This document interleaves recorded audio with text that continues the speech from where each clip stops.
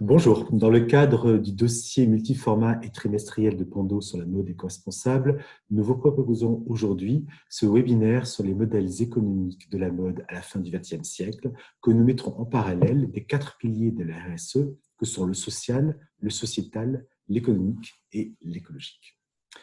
Pour commencer, un petit rappel des données macroéconomiques de notre industrie au niveau international, européen et français.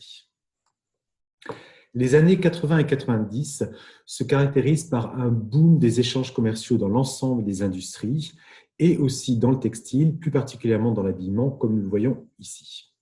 Un boom des échanges commerciaux, c'est tout simplement un boom des exportations et des importations. Qu'en est-il des exportations de l'habillement?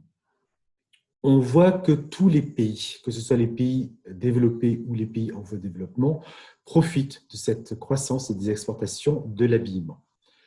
Nous avons aussi des nouveaux acteurs sur le marché que nous voyons en droite, des acteurs des pays d'Asie du Sud-Est ou du bassin méditerranéen.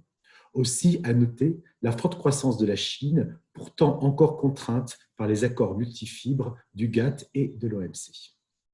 Au niveau des exportations textiles, l'ensemble des pays, une fois de plus, profitent de ce boom des échanges commerciaux, à la fois les pays développés qui conservent une forte industrie textile qui ne demande pas trop de main-d'œuvre par rapport à l'industrie de l'habillement, mais aussi, on voit aussi l'arrivée des pays, des dragons asiatiques et de la Chine, au centre du graphique. Au niveau des importations, les importations textiles d'abord, tous les pays augmentent leur importation de textiles afin de fournir du tissu à leur propre industrie de l'habillement.